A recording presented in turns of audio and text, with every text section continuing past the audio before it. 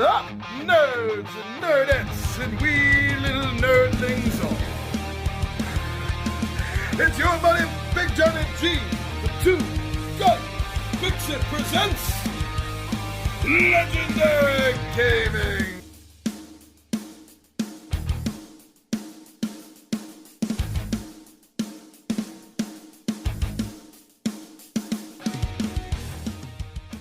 Welcome back, my friends, to another Grand Central shout-out. And this time I'm returning back to the board gaming world, to the publishing world there. And I have someone that I've been wanting to talk about for a while, and it's about time I got them on this list. I want you to know about Sentient Cow Games. Sentient Cow Games, in my opinion, is the board game specialist in ufology, cryptozoology, and basic modern-day conspiracy, all tied up into an action role-playing board game. Yeah, that's what they do. Now, I've been following them since the original Kickstarter was out, and I've just continuously loved everything that I've seen by this company. The reason I call them specialists like this is because, unlike many other companies, they don't have a line of different games. They're not. It's the equivalent of them not chasing a YouTube algorithm.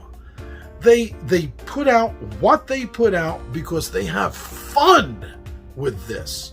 And it shows. Everything about this game shows that they did this as a fun passion.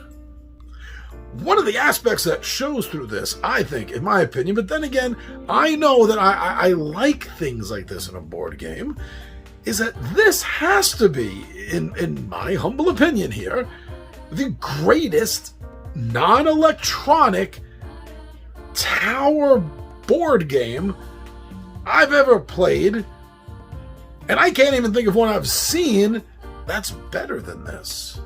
At least more visually appealing, amazingly visually appealing, the tower version of this game. I mean, honestly, the only thing that would have made this better is if they somehow could have made the entire tower one piece. But my God, I bet they probably went over this idea early on in the stage and realized it would be too unwieldy sitting on the table being that tall, and it's a little bit too unrealistic for everyone to see everything that's going on everywhere on the highest levels all at the same time. I'm sure something like that happened. But still, my God, the look and feel of this, everything from the floorboards right to the steel girders holding these levels together, looks amazing. Now, the first part of their game, Secret Unknown Stuff, is called Escape from Dulcie, what I've been speaking about, even though you've already seen the pictures and everything popping up. I haven't actually said it, I realized. I'm talking about the game like it is the company. But in a sense, it is. It really is, since this is the only project of passion that they are putting all their energy into, which is an awesome thing to do, especially when you're a small independent publisher like this. But they are getting ready to do a Kickstarter for the second, not the second edition, the second printing of Escape from Dulcie. And along with this, they've been working on, and they've been available on the side, some of these expansion modules. And they're designed and they look just like the classic TSR modules. I love the look of these things. So there is 6 for Escape from Dulcie, and they're sold in double packs. So you're getting 2 in one box. I guess that's 2 for the price of 1. And they're really cool. They have maps. They have standees. I know miniatures are being worked on, but I can't allow myself to be quoted right now saying that the expansions have miniatures. I think that is a goal, but right now I can definitely say they have the standees. I'm sure something will be said about the miniatures at some point. But these are great. In fact, the first double pack they came out with has both a prelude and an epilogue to the base campaign of Escape from Dulcie. And the others are based on sidekicks that you end up finding along the way, like Sasquatch and Mothman and an Atlantean that you're going to find along the way, and they all have their now side modules where they can be played as main characters instead of like these minion characters. Really fun. A lot of thought is put into it, but a lot of thought has been put into the game in general before the company even published the first game. They had a vision that they've been working on since day one.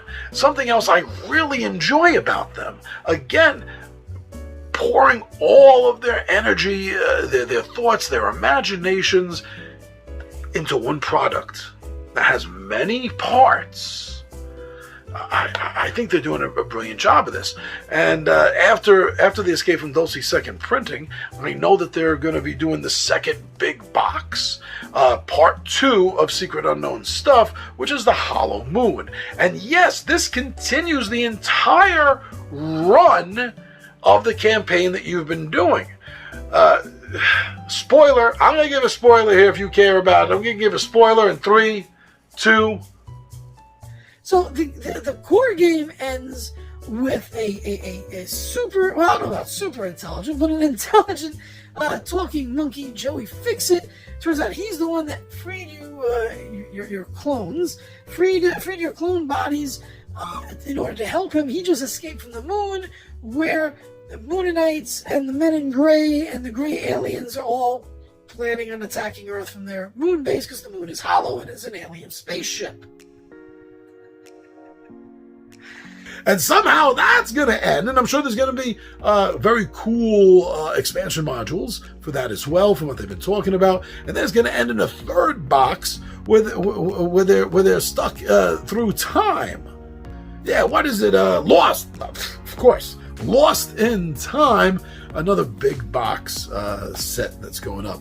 You know, and the one thing that I'm curious about the most with the next 2 big boxes that they have planned, what are you going to do about this awesome Dulce Tower from the first game? Now, I know that's not going to play a part in this. What I mean is, where do you go from there? This is a Hollow Moon. Is it going to be just some levels of it? Is it going to... I guess so, right? That's cool. Okay, so we can see where that's going, right? Some sort of Hollow Moon setup, which is also going to be tower-like. Better be. But what about the time travel one? What the hell is the tower going to be? They better have a tower. I hope they have a tower. I love them doing this stuff. But this is what Sentient Cow Games does.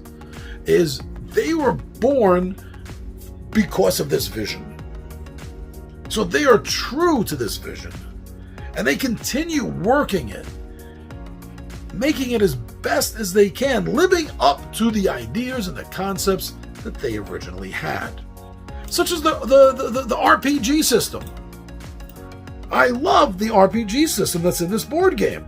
You experience, you get XP, you level up, you get to advance your abilities. During the course of the game, you're going to learn new skill sets. Yeah. Now this is funner. Now, as I mentioned before, I mentioned both standees and miniatures. That's something else that I like that this company did, is because it does kind of save the wallet a little bit. The game would be more expensive if absolutely everything had a miniature. The artwork on the standees is amazing. It's great. And the miniatures all look brilliant. And especially since some of the characters you get to play in this are really unworldly. I mean, you got the Smith family. They were all conjoined with tentacles below the waist. And then you got the 2-headed cow. I mean, things aren't what you would expect in most cases for your hero character to be. And the miniatures that they did make for this, for the heroes, they look great. I'm not a painter, as I always say, of miniatures, but if you are, you are going to have a ton of fun painting these miniatures. Altogether, besides the fact that it has a fun rule set, I love the tracker for initiative and the monsters. Everything is laid out so beautiful and easy for you. But on top of that, although the game is tongue-in-cheek and has a lot of very fun moments in it, funny moments, the feel of ufology and cryptozoology, to anyone that even has just a basic knowledge of this, of these fields, of these studies, these interests, whatever you want to call it. I don't know where you stand on belief in all this stuff, but the level of research and knowledge into this pop culture phenomenons is captured so well by this basically tongue-in-cheek version of all these things, and it comes through so well. It really does. I have a few games on subjects on aliens and cryptozoology and things like that, and this is by far the most fun of all of them. It captures something that none of the other games do, and it's because of the lighthearted, let's make fun of ourselves kind of attitude that it takes. Overall, if you're not familiar with Sentient Cow games and you enjoy sci-fi stuff, you enjoy ufology, you like really cool, interesting boards, whatever the reason, please go get a little more information on this, because I think that you might really like this game if you check it out a little more, and especially if you give it a try. So Sentient Cow Games, please keep your eye on this company and what they've been doing and what they're coming out with. I definitely think they're worth it.